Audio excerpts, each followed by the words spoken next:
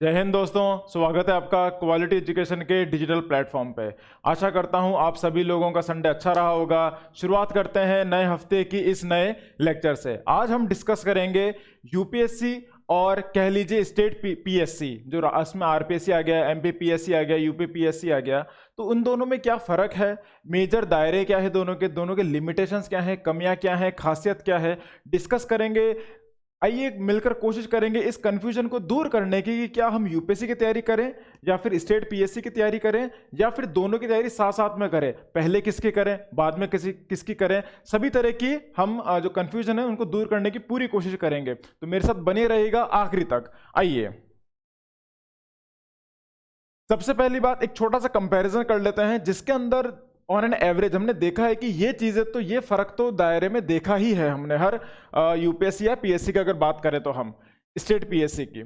सबसे पहली बात यूपीएससी की कर लेते हैं हम।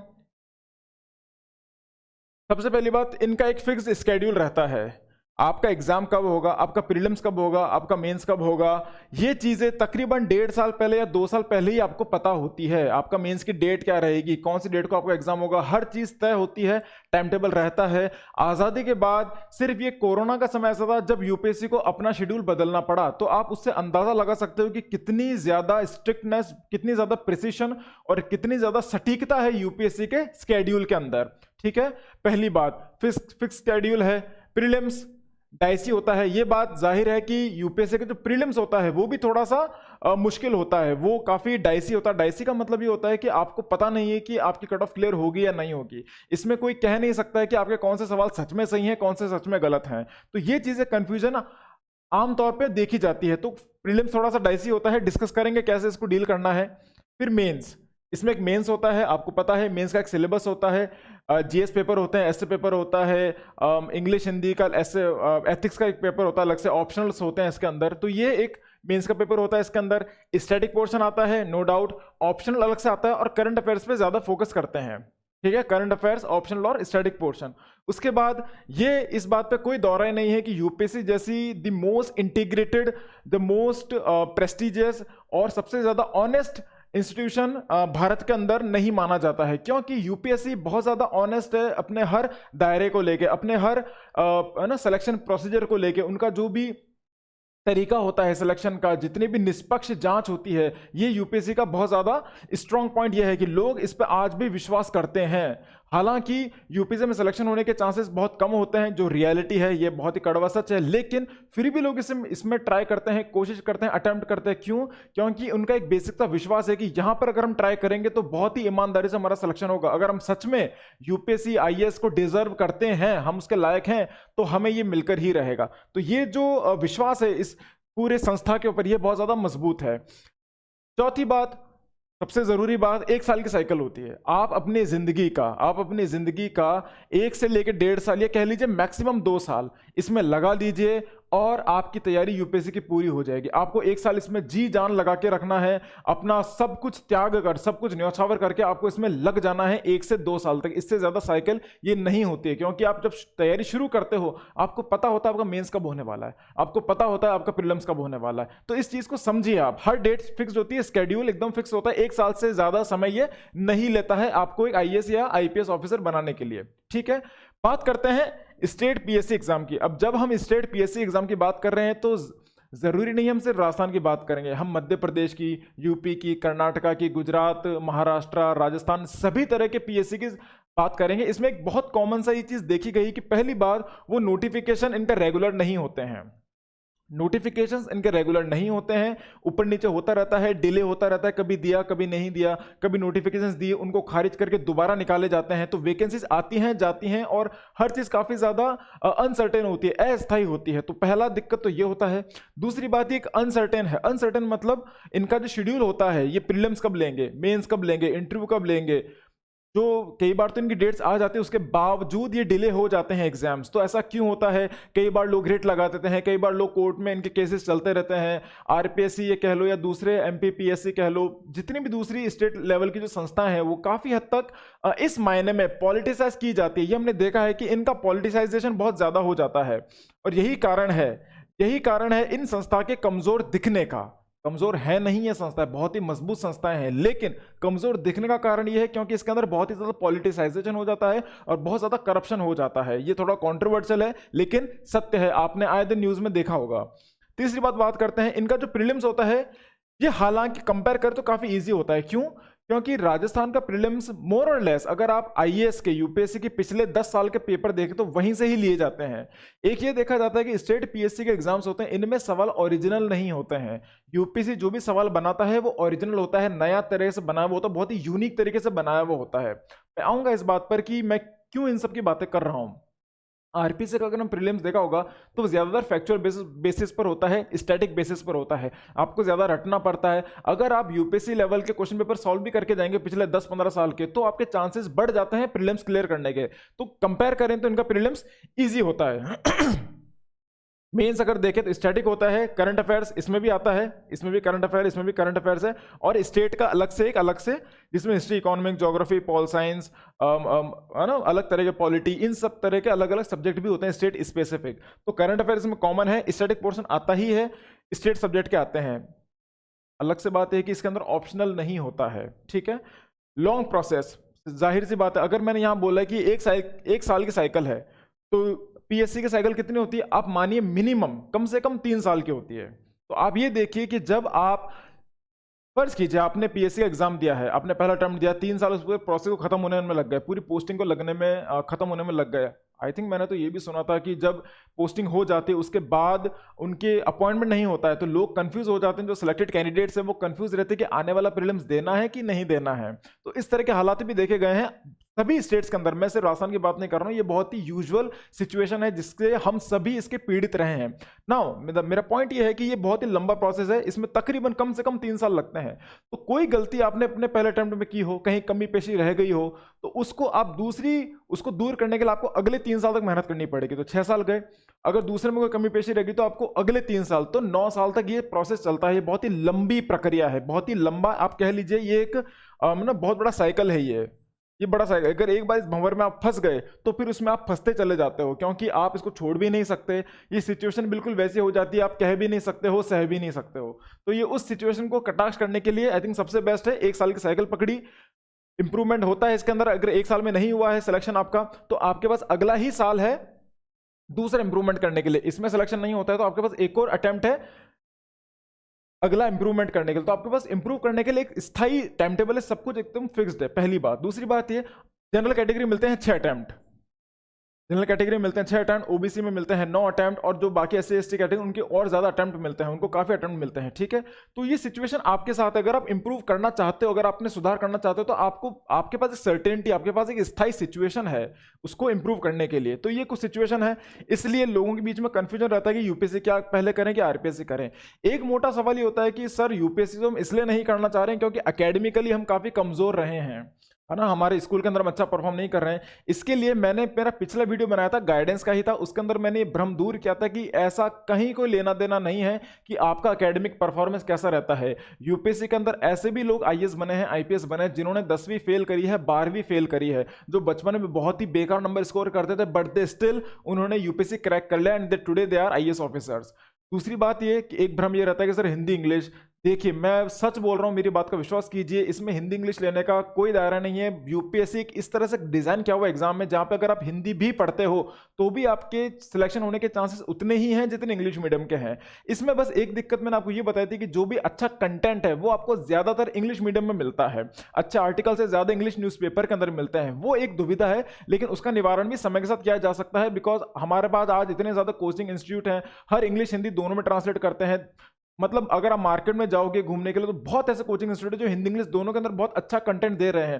तो वो जो दुविधा थी, वो जो एक हर्डल था, वो भी खत्म हो चुका है पूरी तरह से। तो प्लीज आप ये ना सोचे कि आरपीएससी थोड़ा सा कम स्तर का है, हम इसकी तैयारी कर सकते हैं तो आपने कर ली, और यूपीएससी बहुत बड़ा एग्जाम है, इसकी तैयारी हम नहीं कर पाएंगे, बहुत ही विस्तार है तो इसकी तैयारी हम नहीं करते हैं। तो पहले हिम्मत हारने वाली बात नहीं है।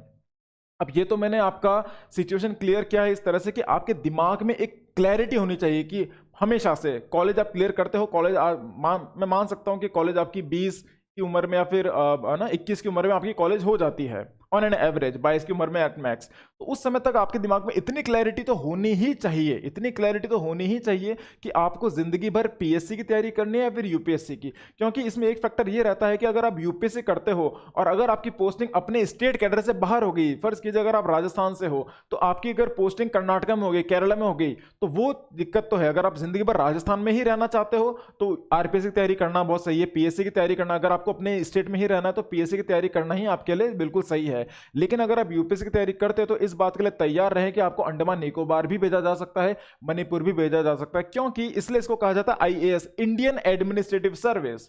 ठीक है, तो इस भ्रम में नहीं रहना चाहिए कि हमको होम कैडर ही मिलना चाहिए। अगर होम कैडर ही चाहिए तो फिर आप स्टेट की तैयारी कीजिए, स्टेट पीएससी की तैयारी कीजिए, लेकिन उसके साथ जो रिस्क है इनको भी अपने दिमाग में रखिए।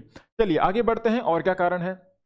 अब जैसा मैं आपको बोल चुका हूं, क्लैरिटी होनी चाहिए आपकी जिंदगी के अंदर क्या वो करना क्या है। तो जब तक आप कॉलेज क्लियर करते हो, जब तक आप सेकंड ईयर में हो, तब तक दिमाग में इतना क्लियर होना चाहिए कि आप यूपीएससी करेंगे या एसपीएससी करेंगे, है ना। एक सिचुएशन आता है लाइफ में जब आप दोनों की तैयारी एक साथ करते हो, मैं उस पर भी आऊंगा, क्यों आता है मैं आपसे समझाता हूं। तो पहले, अगर आप जवान हो, जवान से मेरा मतलब है अगर आपकी उम्र 21 और 24 के बीच की है, स्पेशली अगर आपकी उम्र 21 और 24 के बीच में है, जहां पे आपके पास कोई मैरिज का प्रेशर नहीं होता है, कोई जॉब करने का प्रेशर नहीं होता है, आपके परिवार, आपके माता पिता आप खुशी खुशी आपके लिए पूरा कंट्रीब्यूट करने के लिए तैयार रहते हैं कि बेटा जो आपको करना है, बेटी आपको जो करना है वो कीजिए, उनका पूरा समर्थन रहता है। तो उस दौरान जब आप बहुत ही यंग हो, जवान हो, और आपके पास शादी का या नौकरी का दबाव नहीं होता है, जब पेरेंट्स आप पे खर्चा करने के लिए बिल्कुल तैयार रहते हैं, उस समय मेरी मान है, मेरी सोच है, मेरी मान्यता है कि आपको यूपीएससी की तैयारी करनी चाहिए। आपको यूपीएससी की तैयारी करनी चाहिए। इसके कुछ कारण है। पहला कारण तो यह है कि यूपीएससी में कुछ लिमिटेड अटेम्प्ट्स होते हैं। अगर आप जनरल कैटेगरी से हो तो आपके पास सिर्फ 6 अटेम्प्ट रहेंगे, अगर आप ओबीसी कैटेगरी से हो तो आपके पास 9 अटेम्प्ट रहेंगे, और उसके बाद तो आप अटेम्प्ट बहुत ज्यादा हैं। तो आपके 9 अटेम्प्ट मतलब 9 साल, 6 अटेम्प्ट मतलब 6 साल। कहने का मतलब यह है कि आपके पास अटेम्प्ट लिमिटेड है। स्टेट पीएससी की तरह नहीं है कि आप 40 की एज तक एग्जाम दे सकते हो, और कुछ कुछ स्टेट्स के अंदर, कुछ कैटेगरीज के अंदर तो और 5 साल 6 साल आगे एक्सटेंड होता रहता है। तो आप 45 तक की एज तक, या है ना 46 70 28 48 की एज तक आप एग्जाम दे सकते हो पीएससी का। यूपीएससी के अंदर वो लग्जरी नहीं है, तो अटेम्प्ट लिमिटेड है। पहली बात, कम अटेम्प्ट है तो अच्छी बात होगी कि आप शुरुआत से ही एकदम तैयारी कर रहे हो। जब आप अपनी जिंदगी के तकरीबन 1 से 2 साल, मैं कहूंगा कम से कम 2 साल, सब कुछ भूल के सिर्फ यूपीएससी की तैयारी कीजिए, बिना किसी कंफ्यूजन के कि आरपीएससी करना है नहीं करना है। अगर आप जवान हो तो आपको पहले यूपीएससी की तैयारी करनी चाहिए, क्योंकि आपके इंप्रूवमेंट का स्तर ज्यादा है, इंप्रूवमेंट के जो संभावना है वो ज्यादा है। पहले साल कोई गलती करी, दूसरे साल वो नहीं, कम होगी, या तीसरे साल और कम हो जाएगी। तो जब तक आप 3 अटेम्प्ट, जैसे आरपीएससी 3 साल की साइकिल होती है, आप 3 साल में एक साइकिल खत्म करोगे, तब तक आपके 3 अटेम्प्ट हो चुके होंगे यूपीएससी में, तो आपके सिलेक्शन होने के ज्यादा चांसेस यूपीएससी में है। और जिस तरह का पॉलिटिसाइजेशन, करप्शन स्टेट पीएससी में देखा जाता है, तो ये थोड़ा सा डर लगता है, थोड़ी डराने वाली बात होती है कि इतनी मेहनत के बाद, इतना समय देने के बाद, 3-4 साल देने के बाद क्या हमारा सिलेक्शन होगा या नहीं होगा। तो इसलिए आप तय कीजिए आपके लिए क्या सही है। मेरे हिसाब से आप जब जवान हो, जब शादी का और जॉब का बर्डन नहीं है, आपको यूपीएससी की तैयारी करनी चाहिए फुल टाइम, पूरे टाइम घर बैठ के, रोज के कम से कम 10 से 12 घंटे निकाल के तैयारी करनी चाहिए यूपीएससी की। अगर आपने कर लिया तो आपकी संभावना बहुत अच्छे स्तर पर आ जाएगी कि आप यूपीएससी क्लियर कर सकते हो। पहली बात। दूसरी बात, इसमें एक सर्टेनिटी है, इसलिए आपका शेड्यूल आपके सामने रहता है, हम बात इस पे कर चुके हैं। Umbrella exam, what is the meaning of umbrella exam. Umbrella का मतलब होता है छाता, है ना, छाता होता है, उस तरह का एग्जाम होता है यूपीएससी। देखिए, ये इसको मैं अम्ब्रेला इसलिए बोल रहा हूं क्योंकि एक बार आप छाते के नीचे आ जाते हो तो जो बाकी सारे एग्जाम है वो ऑटोमेटिक आपके कवर हो जाते हैं, क्योंकि यूपीएससी का सिलेबस, यूपीएससी का दायरा इतना बड़ा है, इतना विस्तार है कि अगर आपने इस समय का पूरी तरह से सदुपयोग कर लिया, रोज के 10 घंटे 8 घंटे निकाल दिए इस समय, इस एज में, तो आप बहुत हद तक, बहुत अच्छे स्तर तक आप यूपीएससी की तैयारी कर पाओगे। यूपीएससी की तैयारी एक बार आपकी बहुत अच्छे से हो गई तो संभावना है कि आपके जो बाकी सारे एग्जाम्स हैं उनकी तैयारी ऑटोमेटिकली हो जाएगी। कहने का मतलब यह है, तो आप पहले बहुत बड़े एग्जाम की तैयारी कर लीजिए, ताकि जो उससे छोटे, उससे नीचे स्तर के जो दूसरे एग्जाम है, नीचे स्तर से मेरा मतलब यही नहीं कि मैं किसी दूसरे एग्जाम को कम आंक रहा हूं, वो मेरा मतलब नहीं। कहने का मतलब है कि स्टेट लेवल हो गया, है ना, जो और जैसे पटवारी लेवल हो गया, जो इस स्तर के जो एग्जाम है, जो बी ग्रेड में आते हैं, सी ग्रेड में आते हैं, तो उनकी तैयारी, उनका सिलेबस भी ऑटोमेटिकली कवर हो जाता है। तो इसलिए इसको अम्ब्रेला टर्म किया गया है। अगर आप इसको एक बार कर लेते हो तो बाकी सारे एग्जाम भी ऑटोमेटिक तैयारी हो जाएगी इनकी, क्योंकि बहुत हद तक सिलेबस कवर करता है। तो अगर आप यूपीएससी की तैयारी कर रहे हो तो आप उसके बाद यूपीएससी में अगर आपका 2 साल में सिलेक्शन नहीं होता है, मान लीजिए आप प्री दिया, आपने मेंस दिया, इंटरव्यू में नहीं हुआ, प्री में नहीं हुआ, अगर आपकी 2 साल की तैयारी है पूरी, तो एक बार तो ये तय है कि आपको बेस क्लियर हो गया है, यूपीसी का एग्जाम होता है, इसका नेचर कैसा होता है आपको पूरा समझ में आ गया, तो आप उसको बेस बना के आगे बढ़ते रहते हो। आपके साथ साथ एक ऑप्शंस रहते हैं असिस्टेंट कमांडेंट का, सीएपीएफ का, एससीआरए का, आरबीआई ग्रेड बी का और स्टेट पीएससी का, आपके पास ऑप्शंस रहता है। यही मैं आपको समझाना चाह रहा हूं। एक बार अगर आपने यूपीएससी की तैयारी पूरी तरह से कर ली तो बहुत कम पोर्शन ऐसा रह जाता है जो आपको एक्स्ट्रा पढ़ने की जरूरत है। आप समझिए इस बात को, बहुत ही कम पोर्शन, मान लीजिए 10 से 20% का जो पोर्शन है सिर्फ वो रह जाता है आपको एक्स्ट्रा पढ़ने के लिए इन सभी बाकी एग्जाम्स के लिए। नेट हो गया है ना, जेआरएफ हो गया, तो ये सभी चीजें अम्ब्रेला एग्जाम के नीचे आ जाती है। तो इसलिए मैं कह रहा हूं, अगर आप फर्ज कीजिए अगर आप पहले एसपीएससी की तैयारी करते हो, फिर आपका मूड बन गया आरबीआई करने का, तो आपको बहुत ज्यादा पोर्शन इनके लिए पढ़ना पड़ेगा अलग से, कम 30 से 40%, 50% तक आपको, है ना, कह लीजिए 70-80% एक्स्ट्रा पढ़ना पड़ेगा। लेकिन अगर आपने शुरुआत में इस समय का ये जो लग्जरी टाइम होता है जब आपको कोई दबाव नहीं होता है, उस समय अगर आपने पूरा अपना खपा दिया समय यूपीएससी में, तो आपके लिए बाकी एग्जाम काफी इजी हो जाएंगे और आपको सिर्फ इनके लिए 10 से 15% की मेहनत ही करनी रह जाएगी। इसलिए, और ये रिजल्ट कहते हैं, ये मैं नहीं कह रहा हूं, ये सर्वेस कहते हैं, नंबर्स कहते हैं, रिपोर्ट्स कहती हैं कि जिन लोगों ने यूपीएससी की तैयारी पहले करी है कम एज में, उनके ज्यादा चांसेस बढ़ जाते हैं इस तरह की जॉब्स में अटकने के, है ना, अटकने में। तो इसलिए मैं कह रहा हूं पहली तैयारी आप यूपीएससी करें उस एज में अगर आप हैं। लेकिन अब मान लीजिए आपका सिलेक्शन यूपीएससी में नहीं होता है, 2-3 साल के बाद सिलेक्शन नहीं होता है, तो वही मैं कह रहा हूं आप अलग से 6 महीने निकालिए। कितने महीने? 6 महीने।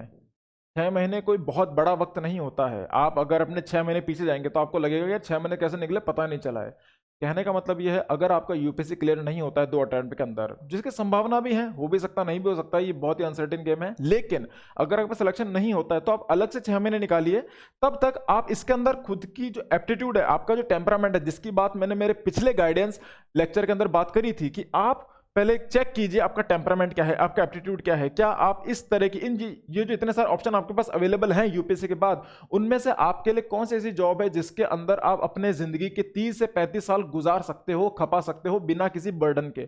तो आप इन ऑप्शंस पे जाइए, खुद को एनालाइज कीजिए, खुद को समझिए, उसके मैं वीडियो बना चुका हूं, खुद को समझना कैसे है, अपने स्ट्रॉन्ग पॉइंट कैसे जानना है, वीकर पॉइंट कैसे जानना है। तो प्लीज खुद को समझिए, खुद के टेम्परामेंट को समझिए, और उसके बाद इन सभी एग्जाम्स के आप देखिए कि आपको सबसे ज्यादा फिट कौन सा बैठता है।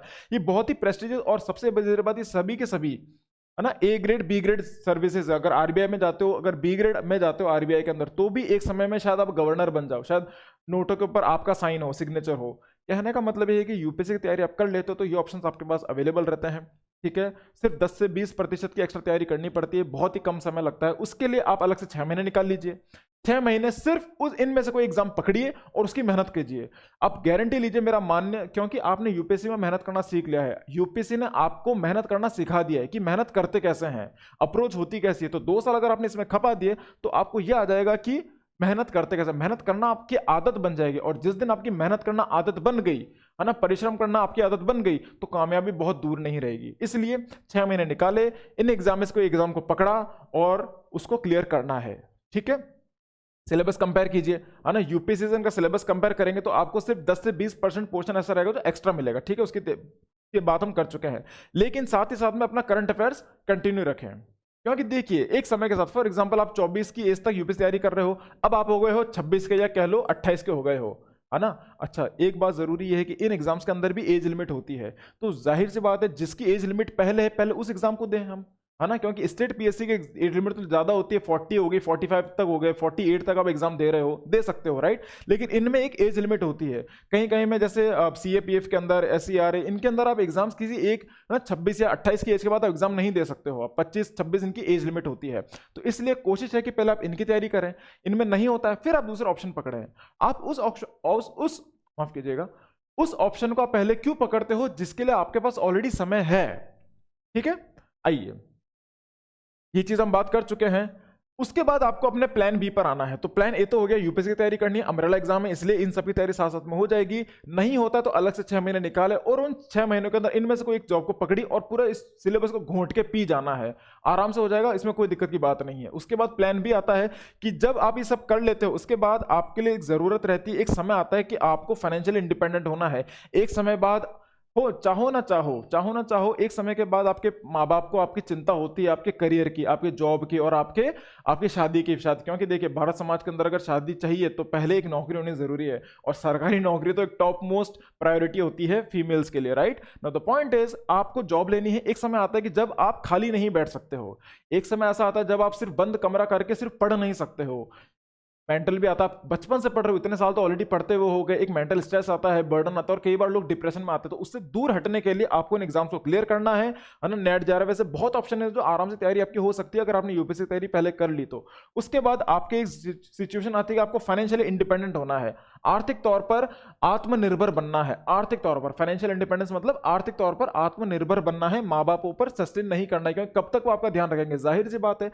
सस्टेनेबिलिटी, एक बार आपके पास कोई भी छोटी मोटी जॉब आ जाती है ना, इनमें से कोई भी जॉब आ गई आपके पास, तो आपके पास एक लेवल आ जाता है कि अब मेरी जरूरत पूरी हो गई है, अब मैं अपनी इच्छा पूरी करूंगा। तो उसके बाद आपके पास अभी भी अटेम्प्ट है। अगर मान लो ये जॉब, अगर ये जॉब आप पास 30 तक आ जाती है, अगर 30 तक 28 तक या कह लो है ना 29 तक या 28 तक अगर आपके पास ये जॉब आ जाती है, तो अभी भी आपके पास 3 अटेम्प्ट हैं। अगर आप जनरल कैटेगरी में हो फिर भी आपके पास तीन अटेम्प्ट बचेंगे। क्यों? क्योंकि आपकी जो एज लिमिट है वो 32 रहेगी। अगर आप जनरल कैटेगरी से हो तो मैक्सिमम एज आपकी रहेगी 32 तक आप यूपीएससी एग्जाम दे सकते हो। तो एक बार आपके पास जॉब है, लगे हाथ आप साथ साथ में तैयारी भी कर सकते हो यूपीएससी, क्योंकि आप ऑलरेडी बेस क्लियर कर चुके हो यूपीएससी का, तो आपके लिए आसान रहेगा। इसलिए मैं कह रहा हूं यूपीएससी क्लियर नहीं होता है लेकिन करंट अफेयर से जुड़े रहे, continue with your current affairs, यह लिखा है continue CA, continue with your current affairs, इससे जुड़े रहें।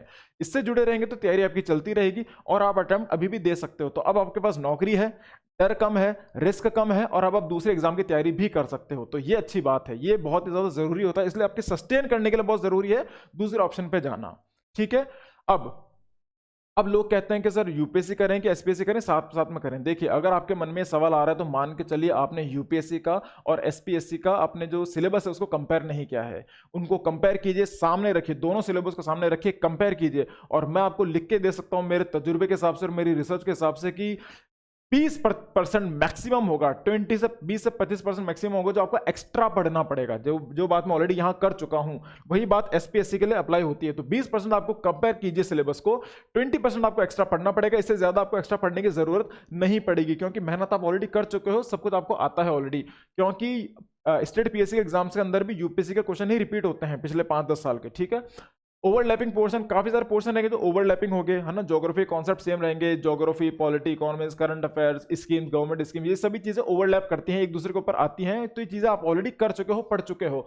माइंडसेट, सिर्फ ये आपके माइंडसेट की बात है, सिर्फ आपके दिमाग की बात है कि किस तरह से आप अपने दिमाग को मना सकते हो। ठीक है। तो एसपीएससी सभी तरह की तैयारी हो सकती है अगर आप शुरू की एज में, बचपन से आप ये तैयारी कर सकते हो। लेकिन अगर आपकी एज ऑलरेडी आप 28 के हो तो फिर आप इस तरह से तैयारी कर सकते हो। 6 महीने निकालो, कंपेयर करो और पूरी तरह से इसकी तैयारी करो। आप अगर आपके अटेम्प्ट निकल चुके हैं यूपीएससी के तो फिर तो यूपीएससी में सोचना ही नहीं, फिर तो कंफ्यूजन की बात ही नहीं है। अगर आपकी एज आ चुकी है ना, अगर आप 28 के 29 के हो और आप यूपीएससी की तैयारी करना चाहते हो तो बिल्कुल आप कर सकते हो, नो डाउट। लेकिन उसके लिए आपको पीएससी को छोड़ना पड़ेगा, या फिर क्योंकि ये एक सर्किल है, जैसा मैंने कहा था ये एक बहुत बड़ा सर्किल है, अगर इसमें घुसोगे तो फंसते चले जाओगे। ठीक है। तो ये आपको तय करना है कि यूपीएससी करना है पहले या एसपीएससी करना है, दोनों साथ में करना है। दोनों साथ में हो सकता है लेकिन एक समय के बाद, जब आपका बेस क्लियर हो किसी एग्जाम के लिए। ठीक है। आशा करता हूं यहां तक मैं आपको समझा पाया। अब देखिए इसकी अच्छी बातें क्या है, पॉजिटिव पॉइंट्स क्या है। पहली बात तो ये कि लेस रिस्क, अगर आप दूसरे एग्जाम की तैयारी भी साथ साथ में करते हो, इसको अंग्रेजी में कहा जाता है कि don't put all your eggs in one basket. कहने का मतलब है कि अगर आपके पास ये टोकरी है तो अपने सारे अंडे इस टोकरी के अंदर मत रखो, क्योंकि अगर ये टोकरी गिर गई, अगर यूपीएससी में या किसी बड़े एग्जाम में सिलेक्शन नहीं हुआ तो आप कहीं के नहीं रहोगे। मैंने देखा, ये मेरा तजुर्बा रहा है, मेरे ऐसे जानने वाले में खूब हैं जो लोग 30-32 के होंगे लेकिन उनका एक टारगेट है कि मुझे यूपीएससी ही क्लियर करना है और नहीं निकल पाता है। बाकी एग्जाम्स की उनकी एज लिमिट क्रॉस हो गई, दूसरे एग्जाम की तैयारी नहीं कर पाए, अभी भी उनकी शादी नहीं हो पा रही है और काफी अब समय आ गया है कि अब एक सेटल होने वाली बात आ जाती है, राइट। तो इसलिए इस मान्यता में नहीं रहना, इसलिए मैंने बात करी थी आपसे माइंडसेट की, है ना। यहाँ मैंने लिखा भी है माइंडसेट। तो आपको माइंडसेट सेट करना है, ये नहीं सोचना है कि अगर मैं करूंगा तो सिर्फ यूपीएससी ही करके रहूंगा, ये सोच भी गलत है। ठीक है। और ये भी सोचना गलत है कि यूपीएससी कर रहा हूं तो एसपीएससी ये एग्जाम तो मुझे नहीं देने, छोटे एग्जाम है। कोई भी एग्जाम छोटा नहीं होता है, हर एग्जाम की अपनी एक मान्यता है और हर एग्जाम की अपनी एक बहुत बड़ी प्रतिष्ठा है। तो इसलिए किसी एग्जाम को छोटा नहीं मानना है, सब एग्जाम की तैयारी करनी है, क्योंकि 20 से 30% एक्स्ट्रा ही पढ़ना है आपको। जब इतनी मेहनत कर चुके हो तो थोड़ी और मेहनत करो अपने भविष्य को सिक्योर करने के लिए। ठीक है, तो ये माइंडसेट बदलना है। स्ट्रेस कम होता है अगर आपके पास जॉब आ जाती है, फाइनेंशियल इंडिपेंडेंट हो जाते हो, जब आप खुद पैसा कमाने लग जाते हो तो स्ट्रेस कम होता है, रिस्क कम होता है। फाइनेंशियल इंडिपेंडेंस बात कर चुके हैं। और सबसे इंपॉर्टेंट आपका कॉन्फिडेंस बूस्ट होता है। जब आप दूसरे एग्जाम निकाले तो फॉर एग्जांपल यूपीएससी नहीं हुआ, आरबीआई निकल गया, तो आपके अंदर कॉन्फिडेंस आता है कि नहीं मैं कुछ कुछ कर सकता हूं, मेरा एसएससी निकल गया या ओटीए निकल गया। ये एग्जाम्स होते हैं जो बहुत जरूरी होते हैं, बड़े अच्छे एग्जाम है ये। अगर निकल जाते हैं तो अंदर ही अंदर एक आत्मविश्वास की बहुत अच्छी बढ़त होती है, बहुत अच्छा फील होता है जब कॉन्फिडेंस आपके अंदर आता है तो। ठीक है, बुरी बात यह है कि जब आप 2 एग्जाम की तैयारी करते हो तो बिल्कुल ही उस तरह का कहना का मतलब है कि आप अजय देवगन की तरह 2 बाइकों पर सवार हो, है ना। आप अजय देवगन की तरह 2 बाइकों पर सवार हो तो ये थोड़ा सा एक डायलेमा आता है, कंफ्यूजन आता है कि क्या करें क्या ना करें। लेकिन उसके लिए एक ही चीज है, माइंड सेट करना पड़ेगा आपको, अपना टाइम मैनेज करना पड़ेगा। डिस्ट्रैक्शन फील होता है आपको कि मैं क्या करूं, पहले इसकी तैयारी करूं उसकी तैयारी करूं। कई बार क्या होता है कि यूपीएससी का और स्टेट पीएससी का प्रीलिम्स यहाँ आ गया, है ना, फिर मेंस यहाँ आ गया और इंटरव्यू यहाँ आ गया, प्रीलिम्स यहाँ आ गया। अब क्योंकि देखो स्टेट पीएससी में डेट ऊपर नीचे होती रहती है, प्रीलिम्स ले लिया, फिर मेंस पता नहीं कब लेगा, क्योंकि बीच में कई बार रिट की लेयर्स भी आती है। वो रिट भी एक एग्जाम की तरह ही होता है। वो जो पेशेंस होता है आपका, धैर्य का, ये उस तरह का हो जाता है कि कसाब को आपने अरेस्ट तो कर लिया है लेकिन उसको फांसी की सजा तो आपने दे दी है, लेकिन फांसी नहीं दे रहे हो उसको, तो वो हर दिन मरता है कि मेरे को फांसी कब मिलेगी। समझ में आ रहा है आपको? ये उस तरह का डाइसी हो जाता है कि भाई या तो फांसी देके खत्म करो, है ना, एग्जाम लेके खत्म करो। आप बिल्कुल अटका देते हो, इंसान आगे बढ़ नहीं पाता है। तो इसलिए ये एक सर्किल है, ये बहुत बड़ा सर्किल है। तो इसके लिए आपको बहुत अपना डिस्ट्रैक्शन, ये एक रिस्क है। जाहिर सी बात है, मैं ये नहीं बोलूंगा कि यूपीएससी पीएससी की तैयारी करने के लिए बहुत आसान हो जाएगा। देखिए लेबर तो लगेगा, लेबर तो लगेगा, मेहनत लगेगी, दृढ़ निश्चय लगेगा, पेशेंस, आपका धैर्य, सब कुछ इसमें लगेगा। लेकिन डिपेंड करता है कि आप कितने ज्यादा खुद को लेकर कटिबद्ध हो, अपने लक्ष्य को लेकर कितने ज्यादा कटिबद्ध हो, उस पर डिपेंड करेगा। तो मेहनत करने के लिए तैयार रहें, ये बिल्कुल इस तरह की सवारी है। तो आपको बैलेंस करना आना चाहिए कि आप दोनों बाइक पर किस तरह से खड़े होते हो। ठीक है, चलिए। टाइम क्लैश होता है, एक रिस्क ये होता है कि टाइम क्लैश में बात कर चुका हूं, जब यूपीएससी के प्रीलिम्स आ रहे, मेंस आ रहे, तो टाइम क्लैश होता है बीच में। अब इसका बेसिक सोल्यूशन मैं आपको दूंगा। सोल्यूशन इसका ये है, पहली बात, ये माइंड सेट, खुद के दिमाग के अंदर ये धारणा, खुद को ये बेवकूफ बनाना छोड़ दीजिए कि मेरे से नहीं होगा, आपसे सब हो जाएगा। देखिए आपको पॉजिटिव की जरूरत है, अगर नेगेटिव रहोगे तो आप कोई भी एग्जाम तो छोड़ो, आप एक बिजनेस कुछ भी नहीं कर पाओगे आप। ठीक है, तो आप ये नेगेटिव अप्रोच छोड़ दो कि मेरे से कुछ नहीं होगा। तो माइंडसेट बदलने की जरूरत है, आप कुछ भी कर सकते हो और सब कुछ कर सकते हो। ठीक है, दूसरी बात, टाइम मैनेज करना पड़ेगा आपको सीखना पड़ेगा टाइम मैनेज करते कैसे हैं। इसके ऊपर भी मैं एक बहुत अच्छा लेक्चर लेकर आऊंगा आने वाले समय के अंदर, गाइडेंस पे। आप लोगों की डिमांड के ऊपर प्लीज कमेंट सेक्शन पे लिखिएगा अगर आप चाहते हो तो। टाइम मैनेज कैसे करते हैं ये बहुत जरूरी है। जैसे स्वामी विवेकानंद जी ने बोला है कि कोई भी इंसान ये कहता है कि मेरे पास समय नहीं है, तो वो व्यस्त नहीं है, वो अस्त व्यस्त है। वो क्या है? वो अस्त व्यस्त है, वो व्यस्त नहीं है। क्योंकि अब्दुल कलाम जी के पास, है ना, नरेंद्र मोदी जी के पास, किसी के भी पास, बराक ओबामा के पास, डोनाल्ड ट्रंप के पास, इन सब के पास 24 घंटे ही हैं। मेरे पास भी 24 घंटे, आपके पास भी 24 घंटे। भगवान ने इसके अंदर कहीं कोई दफात नहीं करी है। तो आप सभी के पास 24 घंटे, लेकिन आपके ऊपर डिपेंड करते हैं कि आप किस तरह से अपने टाइम को मैनेज करते हो। इसके ऊपर मैं बहुत ही प्यारा सा वीडियो लेकर आऊंगा, आप लोगों की डिमांड अगर है तो प्लीज कमेंट में लिखे अगर आप चाहें तो। टाइम मैनेज करना बहुत जरूरी है। पीएससी की तैयारी कैसे करते हैं, यूपीएससी की तैयारी कैसे करते हैं, इसमें टाइम मैनेजमेंट बहुत बड़ा रोल प्ले करता है। और लाइफ के अंदर, ये तो खैर लाइफ लेसन है, लाइफ के अंदर टाइम मैनेज कैसे करते हैं वो लाइफ का लेसन है। क्लैरिटी आपके अंदर होनी चाहिए। आप समझिए खुद को कि आप पीएससी के लिए बने हो या यूपीएससी के लिए बने हो। क्योंकि यूपीएससी में के लिए आप तैयार हो कि अगर आपको केरला कैडर दिए तो जिंदगी भर आपको उस कैडर में रहना पड़ेगा, या तो दिल्ली या कैडर, या दिल्ली या कैडर, आप अपने स्टेट में नहीं आ सकते हो। ठीक है, तो वो एक रिस्क रहता है। आप उस तरह की जिंदगी जी सकते हो तो बहुत अच्छी बात कीजिए, अगर नहीं कर सकते हो तो फिर यूपीएससी को सच में छोड़ दीजिए आप। अगर आपको लगता है कि नहीं मुझे सिर्फ राजस्थान में ही रहना है, मुझे सिर्फ मध्य प्रदेश में ही रहना है, यार कह लो मुझे पंजाब में ही रहना है, तो सिर्फ आप पीएससी की तैयारी ही करें, फिर तो कंफ्यूजन की बात ही नहीं है, फिर तो उसी एग्जाम की तैयारी कीजिए। ठीक है, तो क्लैरिटी होनी जरूरी है। पहली बात मैं आपको बता चुका हूं कि 2 साल की आपकी बेसिक तैयारी हो गई, है ना। माफ कीजिएगा, यूपीएससी में एक अप्रोच होती है 2+4। अगर आपका टाइम क्लैश ऐसा हो रहा है, अगर आपका पीएससी का और यूपीएससी का टाइम क्लैश, ये यूपीएससी है और स्टेट पीएससी, अगर टाइम क्लैश हो रहा है कि प्रीलिम्स, है ना, इनके बीच में आ रहे हैं और साथ साथ में एग्जाम चल रहे हैं, प्रीलिम्स, मेंस और इंटरव्यू वगैरह, तो आप ये मानिए कि आपकी जो प्रीलिम्स है, यूपीएससी का जो प्रीलिम्स यहां पर है, तो उससे 2 महीना पहले आप सिर्फ यूपीएससी की तैयारी करेंगे।